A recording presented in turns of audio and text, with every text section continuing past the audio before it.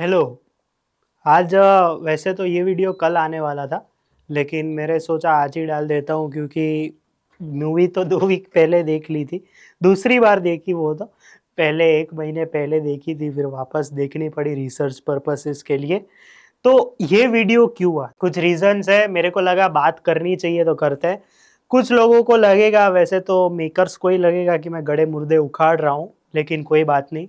उनको शायद पता नहीं होगा कि मेरी टॉकिंग अबाउट सीरीज में मैं ये सभी करता हूँ, पुरानी मूवीज की बात करता हूँ, उसके रिलेटेड कंट्रोवर्सीज होती है उनकी बात करता हूँ।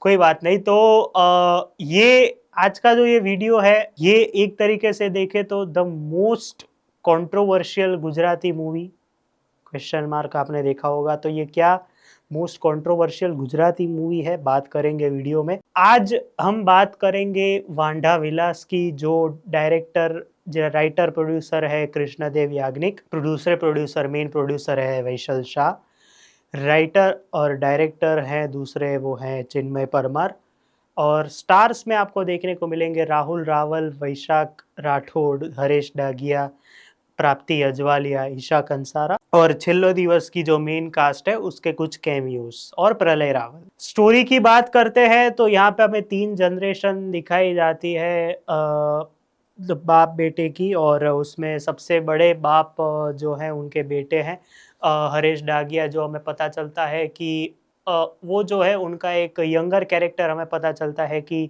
वो है जो प्रलय रावल का कैरेक्टर, जो यंगर कैरेक्टर, वो है मल्हार ठाकर। अभी हम थोड़ा सा फ्लैशबैक में जाए, जहाँ पे हमें पता चलता है कि यश सोनी जो है, जो प्रलय रावल के पिताजी थे, वो यश सोनी जो है उनको बेटा नहीं हो रहा था, नेत्री त्रिवेदी उनकी वाइफ थी। तो उनके जो दोस्त है मित्र गढ़वी, उनको सलाह देते हैं कि आप दूसरी शादी कर लीजिए, और वो दूसरी शादी करते हैं, और उनकी दूसरी शादी में उनको बेटा होता है, और वो होता है मल्हार ठाकर। मल्हार ठाकर को फिर प्यार होता है किंजल राजप्रिया से, उनकी शादी होने ही वाली होती है कि तभी नेत्री त्रिवेदी को पता चलता है कि यश सोनी ने दूसरी शादी की है, और वो उनको कुछ श्राप देती है। अब वो श्राप क्या होता है वो आप फिल्म देखेंगे तब आपको पता चलेगा। और फिर हम वापस मेन स्टोरी में आते हैं, जहाँ पे मल्हार ठाकर जो बहुत बूढ़े हो चुके हैं, प्रलय रावल उनका काम कर रहे हैं, तो वो हमें देखने को मिलते हैं। और वो अभी क्या बोलते हैं, डेथ बेड पे है भी और नहीं भी, वैसी चल रही है। और मेन स्टोरी में हमें पता चलता है कि हरेश डागिया, राहुल रावल और वैशाख राठौड़ जो हैं, उनके जो कैरेक्टर है, या तो उनकी पहली बीवी मर गई है या तो उनके डाइवोर्स हो चुका है, तो वो भी दूसरी शादी के मुंह में रहते हैं। लेकिन उनका एक क्या बोलते हैं, वो सीनियरिटी फैक्टर रहता है कि जब तक मेरी नहीं होगी मैं तेरी नहीं होने दूंगा। तभी तीनों हीरोइंस की एंट्री होती है। तो सबसे पहले किसकी शादी होगी वो आप फिल्म देखेंगे तब आपको पता चलेगा। बात करेंगे कंट्रोवर्सी की, तो कंट्रोवर्सी कुछ ऐसी थी, जब इस फिल्म को पहली बार सेंसर बोर्ड में भेजा गया तो एक सर्टिफिकेट मिला, थोड़े कट्स भी हुए, और फिल्म 1 घंटे 50-55 मिनट की ही बनी, फिर वापस कट्स होने के बावजूद या फिर कट्स हुए उसके बाद ही। और फिर उसको यूएस सर्टिफिकेट मिला। लेकिन कहानी में ट्विस्ट तब आता है, यूएस सर्टिफिकेट तब मिला जब इस फिल्म के स्टेक होल्डर या फिर इस फिल्म के पब्लिसिस्ट जो थे, वो सेंसर सर्टिफिकेट के वन ऑफ द मेंबर्स थे फॉर गुजराती मूवीज, या फिर कौन सी मूवीज के लिए वो पता नहीं, और उसकी वजह से इस फिल्म को यूएस सर्टिफिकेट मिला। वैसे भी मराठी होते हैं 2 लोग सेंसर सर्टिफिकेट में, इतना तो पता है, क्योंकि इनके कुछ लोगों को ऐसा मानना होता है कि जिन्होंने बनाई नहीं है उनको पता नहीं होता, तो उतना तो पता है, तो उसकी वजह से इसको यूएस सर्टिफिकेट मिला, ऐसा कहा जा रहा है। जहाँ पे सामने विवाद ये उठा कि समाज के खिलाफ की ये फिल्म है, कुछ ऐसे संवाद है, कुछ ऐसे इशारे हैं। मैं वो समाज की बात को वापस साइड में रखूं तो मैं ये कहूंगा कि फिल्म को ए सर्टिफिकेट मिलना चाहिए था, कुछ भी होता, लेकिन यूएस सर्टिफिकेट मिला। अभी वो अंदर वो उनके दोस्त बैठे थे उसके लिए था, या फिर नेचुरली मिला, उससे हमें कोई लेना देना नहीं है। लेकिन मैंने पूरी फिल्म देखी है तो मैं बता सकता हूँ कि ये सर्टिफिकेट डिजर्विंग था। लेकिन कोई बात नहीं। लेकिन वो समाज वाली बात तो ऐसे कुछ नहीं है, कि समाज तो भाड़ में ही गया, क्योंकि ऐसा कोई नहीं है जिसको ऐसी फिल्में देखना, डबल मीनिंग वाले इशारे वाले फिल्में देखना जिनको मजा ना आता हो, तो वो तो चीज हम भूल ही दे, भुला ही दे। पहले भी गुजराती मूवीज में रमेश मेहता सर थे, वो तो बहुत करते ही थे, तो वो समाज वाली चीज तो बाजू में रही। बात करते हैं वांडा विलास की, तो अगर मैं इस फिल्म को एक लाइन में रिव्यू करूंगा तो ऐसा ही बोलूंगा, yes this is directed by Krishna Dev Yagnik. क्यों?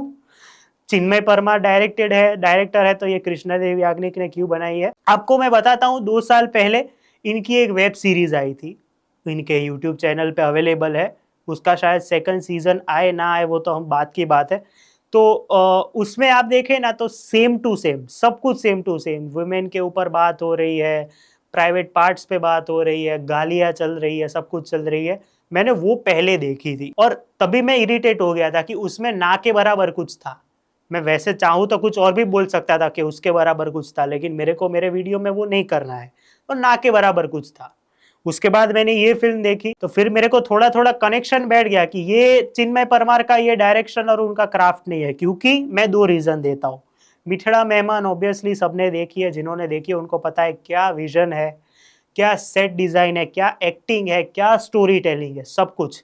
उसके बाद मैंने उनका पॉडकास्ट देखा जहाँ पे वो बहुत अच्छी अच्छी बातें फिल्म मेकिंग के रिलेटेड कर रहे थे, कैसे मिठड़ा मेहमान मिली उसके रिलेटेड कर रहे थे, और जो स्क्रीन राइटिंग की बात उन्होंने की कि जिस तरह से उन्होंने ब्रेकिंग बैड और सारे मूवी रिकमेंडेशंस दिए कि ये अगर आपको राइटर बनना है अच्छा तो आप ये देखिए, तो उससे मेरे को एक चीज क्लियर हो गई कि ये फिल्म जो है ये पक्का कोई ना कोई हद पे ना ही चिन्मय परमार ने बनाई है, ट्रूली डायरेक्शन जो है वो कृष्णदेव याग्निक ने किया है। क्योंकि बोबो देखी है, इसलिए मेरे को बोलना नहीं था नाम, लेकिन मेरे को बोलना पड़ेगा। अगर मैं बोलूँ ना तो फिल्म में डबल मीनिंग जोक्स के नाम पे कुछ नहीं है, आपको बनाया जाता है सिर्फ। मतलब आप सोचते हो कि कॉमेडी कब होगी कब होगी कब होगी, तो वो होती ही नहीं है। मैं पहले ही क्लियर कर देता हूँ। फिर कॉमेडी है, कब होती है कब चली जाती है पता ही नहीं चलता। ओवर एक्टिंग भर के मिलेगी। गाने एक ही है, अच्छा है वो गाना। उसमें जो वो जो बोलते हैं ना डबल मीनिंग की, वो जिस तरह से संस्कृत के साथ जिस तरह से बातें होती है, जिस तरह से होती है, उसमें आपको पता चलता है कि हाँ ये डबल मीनिंग वाला गाना लगता है। फिल्म में वो पूरा खो ही जाता है कि वो फिल्म में डबल मीनिंग है ही नहीं। आप सोचते हो कि यार मैं अपने 2 घंटे क्यों बिगाड़ रहा था? क्योंकि देखो, जब भी कोई कॉमेडी मूवी होती है ना, तो मैं पर्सनली एक्साइटेड रहता हूँ। फिर चाहे वो कॉमेडी हो, सोशल कॉमेडी हो, पॉलिटिकल कॉमेडी हो, ब्लैक डार्क कॉमेडी हो, या फिर डबल मीनिंग कॉमेडी हो। कॉमेडी में भी जॉनर्स होते हैं, वो जो बोलते हैं ना कि कंटेंट नहीं होता उसमें, उसमें जॉनर्स होते हैं जिससे हम कॉमेडी देखते हैं। मैडॉक पता है कि हमें जॉनर्स पता है कि कॉमेडी किस तरह से होती है, वो कॉमेडी के लिए मैं एक्साइटेड रहता हूँ। लेकिन जब ये फिल्म मैंने खत्म की तो मेरे को अपने आप को थप्पड़ मारने का मन किया कि मैंने ये क्यों देखी। और क्या बोलते हैं इनके राइटर नहीं बोला था कि इसमें ये फिल्म जो है वो इस दिशा में जा रही है। वो इस दिशा में जा तो रही है, लेकिन वो कॉमेडी के नाम पे कुछ नहीं दिखा रही है, ना ही डबल मीनिंग जोक्स है, ना ही कुछ है। जहाँ पे आप देखे छिल्लो दिवस, करसन दास पे एंड यूज, फिर क्या कहते हैं शू था, इसमें वो जो एक डबल मीनिंग वाला जो एलिमेंट था ना, वो बीच बीच में उन्होंने डाला था, तो वो देखने में भी अच्छा लगता है। यहाँ पे ये लोग कंफ्यूज हो गए कि इसमें पूरा डबल मीनिंग है तो जोक्स कहाँ से लाएंगे। गलती से इन्होंने बोबो में वो जो डबल मीनिंग डायलॉग्स थे वो उसमें डाल दिए कि चलो इसमें तो अच्छा अच्छा डाल दिया, अभी इसमें क्या डालेंगे, तो इसमें कुछ रहा ही नहीं। सब लोग ओवर एक्टिंग कर रहे हैं, जो भी आ रहा है ओवर एक्टिंग करके चला जा रहा है। और तभी के टाइम की वो जो कॉमेडी होती थी, जो मैं आपको दिखाना चाहूंगा, अरे और उबड़े यार, अरे और उबड़े, लगा लगा लगा ऐसे करके उबड़े, तो उस हिसाब की स्टीरियोटिपिकल कॉमेडी भी चल रही है, लेकिन वो आपको हिट नहीं होती। सिर्फ 2 सीन आपको हिट होते हैं, जो कि होता है एक जो ईशा कंसारा और राहुल रावल वाला जो सीन है, जो आपको पता चलता है कि इसमें जो सीन है कि डाइवोर्स के बाद वाली जो बैक स्टोरी दिखाई जाती है, वो जो बैक स्टोरी वाले सीन्स है ना तीनों के, वो बहुत बढ़िया है। मतलब उधर आपको लगता है कि हाँ डबल मीनिंग है, जहाँ पे वो एक एक करके उंगली खींच रहे हैं, अरे ये मत खींचो, ये तो ये छोटी उंगली है। तो वो थोड़े कॉमेडी पंचेस जो माइनर माइनर है वो आपको हिट होते हैं। दूसरा जो सीन है जहाँ पे हेमांग हैप्पी वाला आते हैं एज वेंडर, तो वहां पे वो जिस तरह से चोरी के वो जो चप्पू निकाल के, जब उनको पता चल गया भाभी को क्या छेड़ रहा है ऐसे करके, जब चप्पू निकाल के वो जब भागते हैं, उधर आपको हंसी आती है। और उसमें भी वो जो हेमांग हैप्पी वाला, अला भाभी तो बगड़े ऐसे करके जिस तरह से वो बोलते हैं, तो वो कॉमेडी लगती है। बाकी तो फिल्म में आपको ऐसा लगता है कि नाम बड़े और दर्शन छोटे। मतलब ये हुआ ना इस तरीके से भी मैंने डबल मीनिंग किया कि नाम बड़े और दर्शन छोटे, ये भी कॉमेडी पंच ही था, नहीं था, कोई बात नहीं।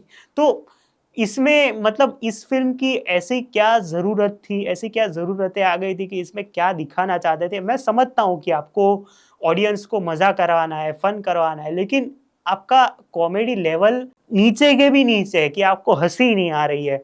आप आधी फ़िल्म तो ऐसे ही देखते हो। यही चलता है, मतलब कुछ है ही नहीं, ऑफर ही नहीं करती कुछ। अगर मैं दूसरी लाइन में इसको फिल्म को रिव्यू करूं तो yes this is a Danny जिगर लेवल फिल्म। और रुको, मैं उसका भी बात करूंगा नेक्स्ट वीडियो में, उसकी भी मैं बात करूंगा, क्योंकि वो जो चीज है वो मैंने थिएटर में सहन की थी, ये तो मैंने 2 बार देखी, क्योंकि मेरे को सब पता लगा कि ओहो इसमें तो सेंसर सर्टिफिकेट का भी घपला हुआ था बाद में। और ये जो लोग बोल रहे हैं कि I am we are confident के हमने ऐसी फिल्म बनाई है, आप कॉन्फिडेंट हो, लेकिन यहाँ पे ऑडियंस का क्या, ऑडियंस के तो लग गए ना।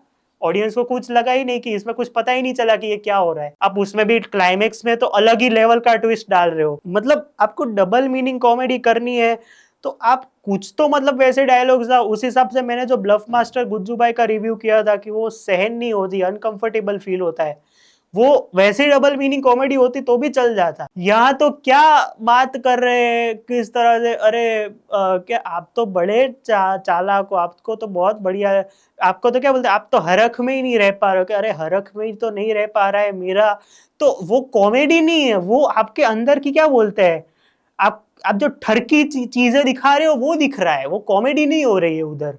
मैं आपको बताऊं, इसमें सबसे ज्यादा इरिटेटिंग कैरेक्टर जो है वो है वैशाख राठौड़ का। मतलब इतना over the top over the top over the top कर दिया है कि ऑडियंस पाताल में चली जाती है। मतलब क्या दिखाना चाहते हैं यार, वो क्या करना चाहते हैं वो, मतलब पता ही नहीं चलता कि पहले इस तरह से बोलते हैं वो ऐसा कर, तेरे को बता दिया तेरा सब लंबा छोटा सब काट दूंगा। तो वो जिस तरह की जो कॉमेडी है ना, वो थोड़े थोड़े पीसीस में ही है फिल्म में, बाकी पूरी फिल्म पीस ऑफ शिट है। मुंह पे बोलता हूं, पीस ऑफ शिट है।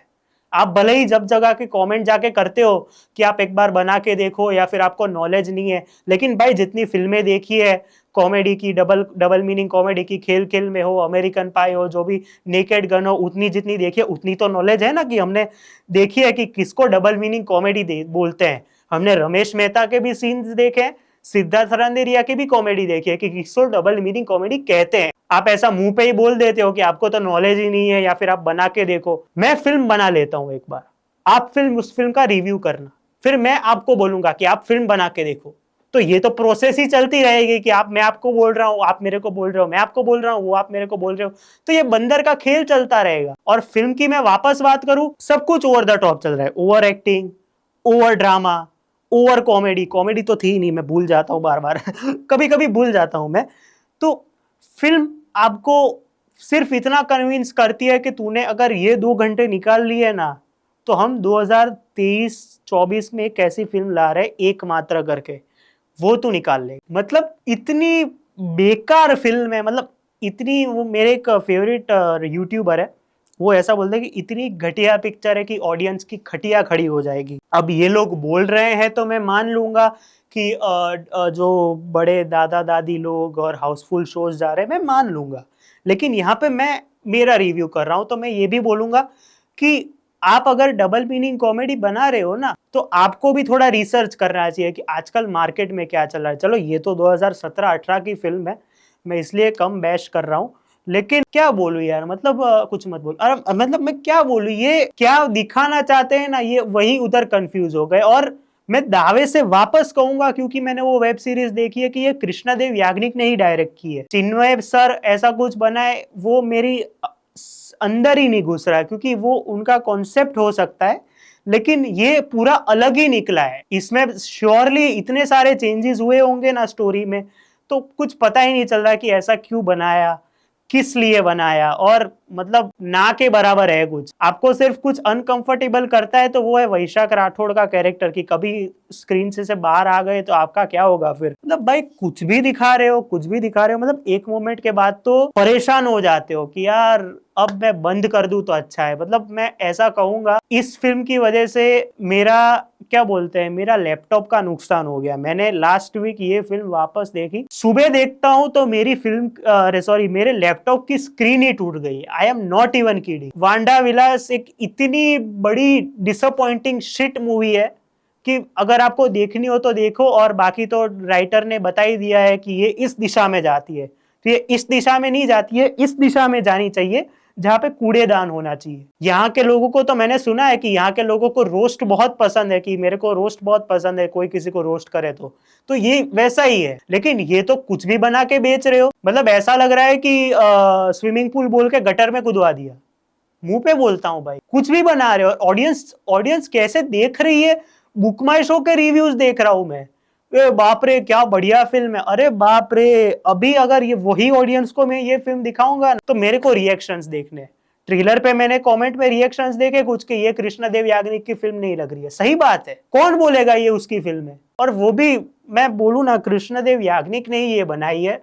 और मैं यही कहूंगा क्योंकि इसमें कुछ ना तो कुछ नया है, ना तो हमें कुछ एडल्ट कॉमेडी के नाम पे वो मोर्निंग साउंड्स डाले इन्होंने, तभी आपको पता चलता है ओ ओके यहाँ पे कुछ एडल्ट कॉमेडी हुई है। वरना एडल्ट कॉमेडी तो ऐसी होती है ना कि आपको पता चले कि अरे अभी कुछ आएगा, चलो अभी कुछ मजा आएगा। वहां यहाँ पे इसके केस में सिर्फ दो जगह पे ही होता है। यहाँ पे आप क्या बोलते हैं, आपने भले ही बोल दिया कि हमने कहीं पे विमेन को डिमोरलाइज डेरोगेट नहीं किया, लेकिन वो आपने किया किस में, तो आपकी वेब सीरीज में। यहाँ पे आपने ईशा कंसारा को क्या बोलते हैं, वो मावा खाते हुए दिखा दिया, तो वो अलग चीज है। लेकिन मेरे हिसाब से वांडा विलास एक ऐसा बड़ा वांदा है, जिसको उठाना है वो उठाए, जिसको नहीं उठाना है वो ना उठाए। क्या बोले तो वांडा वांडा जिसको उठाना है उठाए, मैं ऐसे डबल मीनिंग करना चाहूंगा। खैर यही था मेरा आज का रिव्यू, और ये सबसे बड़ी कंट्रोवर्शियल फिल्म है कि नहीं वो आप डिसाइड कीजिए।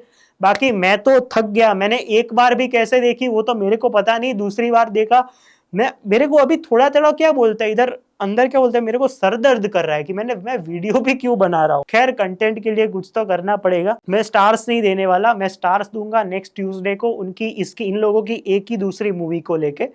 तो मिलते हैं अगले वीडियो में। लाइक शेयर और सब्सक्राइब कर देना, और वांडा विलास देखना हो तो देख लेना।